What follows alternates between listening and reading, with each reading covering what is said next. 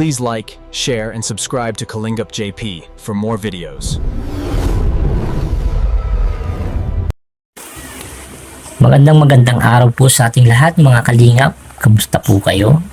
Sana kung nasan man kayo ngayon ay nasa maayos kayong kalagayan, ligtas, masaya at patuloy na lumalaban sa hamon ng buhay. Ako po si Kalingap JP at ngayong araw, ihanda ninyo ang inyong mga sarili dahil isa na namang makabuluhan, masaya, nakakakilig at talagang aabangan na kwentuhan ang ating pagsasaluhan. Mga kalingap, dumating na nga ang sandaling matagal nating hinintay. Ang Mikris Tandem ay tuloy na sa kanilang pagpunta sa Hong Kong kasama ang Team Kalingap. Kung iisipin ninyong mabuti, hindi ito basta simpleng biyahe lang. Hindi lang ito travel content, hindi lang ito bakasyon. Para sa akin, simbolo ito ng paglago. Simbolo ito na kapag ang ginawa mo ay may puso, may malasakit at may tunay na layunin, may mararating ka talaga. Isipin ninyo mula sa simpleng videos, simpleng kwentuhan, simpleng moment. Ngayon, international na ang galaw. At hindi lang basta international, may naghihintay na mga Micritioners doon. May mga fans na excited sumalubong. May mga taong gustong makita sila ng personal. Ibig sabihin lang ito, may naabot sila. May nabago sila sa puso ng mga tao. At para sa akin, doon ako mas humahanga. Kasi hindi naman lahat ng sumisikat ay may impact. Pero ang Mikris, ramdam mo ang connection. Ramdam mo ang sincerity. Ramdam mo na hindi ito scripted or pinilit. Habang nasa biyahe sila ngayon, syempre, ang unang-una nating panalangin ay kaligtasan. Alam naman natin, ang biyahe hindi laging perpekto. May delay, may pagod, may adjustment. Pero sana maging smooth ang lahat. Sana maging masaya ang bawat hakbang nila doon. At alam nyo mga kalingap, minsan hindi natin napapansin kung gaano kalaki ang sakripisyo. Sa likod ng camera, ang nakikita natin ay edited videos.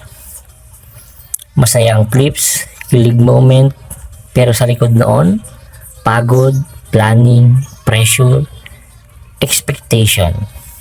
Kaya sa totoo lang, deserve nila itong moment na ito. Pero ito na ang tanong na umiikot sa isipan ng marami. Saan kaya sila magde-date? Sina Mikoy at Krista. May special bang lugar? May surprise ba? May big reveal? O baka may moment na magpapatigil ng mundo ng mga Micritioners? Pero Mama Eileen, willing talaga ata siya magpaalam kay mama at papa ni Krista eh. Pero walang vlog yun. Oo, walang vlog, Appreciation bilang katandem ko siya, medyo matagal na kami. So, Sabagay. ilalabas naman natin si CJ.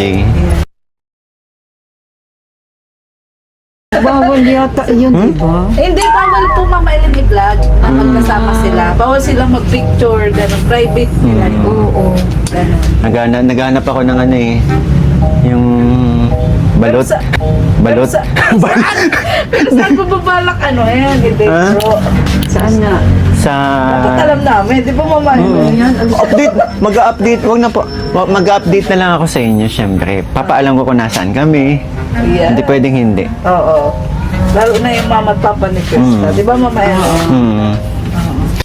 Sa dami ng pwedeng puntahan sa Hong Kong, napakaraming lugar na pwedeng maging simbolo ng isang bagong yugto. Romantic man o simpleng banding lang. Siguradong may kwento yan at dito papasok ang personal kong opinion. Para sa akin, ang tunay na kilig, hindi yung sobrang scripted, hindi yung sobrang planado, mas tumatatak kasi yung natural, yung may respeto. Siyempre, una naman talaga yung may pag-aalaga, yung hindi minamadali. Kung ano pa man ang mangyari sa trip na ito, sana manatili silang grounded, sana manatili silang totoo, kasi dun sila minahal ng tao. Sa pagiging genuine, at syempre, hindi lang naman Mikris ang bida dito, di ba? Hindi natin pwedeng kalimutan ang matubang family, sina Kuya Bal, Kalingap Prab at ang buong team Kalingap. Araw-araw silang nagbibigay ng tulong at saya sa ating mga kawayan. Hindi madaling gawin ang tumulong ng tuloy-tuloy, hindi madaling maglaan ng oras, pagod at resources para sa iba. At para sa akin, iyon ang mas malaking kwento dito. Ang Hong Kong trip na ito ay hindi lang tungkol sa kilig, hindi lang tungkol sa travel. Isa rin itong patunay na kapag ang grupo ay may solid na samahan at malinaw na layunin, may mararating sila. Mga kalingap, aminin natin, excited ba kayo? Kinakabahan ba kayo? May inaabangan ba kayong announcement? Sa tingin nyo ba may bagong chapter na magbubukas? O baka simpleng banding lang ito pero may lalim? Kayo, ano ang pinakagusto ninyong makita sa trip na ito, mga kami-creationers? Mas maraming sweet moment behind the scene, heart-to-heart talk, o big surprise reveal? I-comment nyo po sa baba ang opinion ninyo. Gusto kong marinig ang hula ng bawat isa. Dahil ang kwentuhan natin dito, hindi lang ako ang nagsasalita, kasama ko kayo. At kung nararamdaman ninyo ang excitement, ang saya, at ang suporta, huwag kalimutang mag-like, mag-comment, at mag-subscribe para lagi po kayong updated sa mga susunod nating usapan. Dahil dito sa channel na ito, hindi lang tayo basta nanonood. Naging bahagi tayo ng journey. Muli, ako po si Kalingap JP at ang masasabi ko lang, kapag ang ginawa mo ay may puso, may malasakit at may respeto sa tao, darating at darating ang mas malalaking biyaya. At ngayon, simula pa lang ito, abangan natin ang susunod na kabanata ng Mikris sa Hong Kong. Hanggang sa susunod na kwentuhan, mga kalingap, salamat po. So, mga kalingap, kinakabahan ako. Bakit? Baka kasi may importante akong gamit sa maleta ko. Nakahiwalay sa sasakyan na nasasakyan ko. Ako po. Basta wag mong kakalimutan kung nasaan ang puso mo. Ayun. Ha?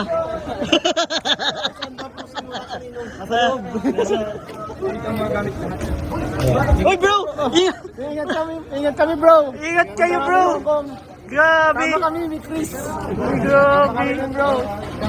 Salamat. Ito po, nakikita po natin ang kaguluhan po ng pag-alis ng ating mga mahal dito sa buhay. Ayan po mga kalingap. Oy! Doon na kayo masakay? Ha?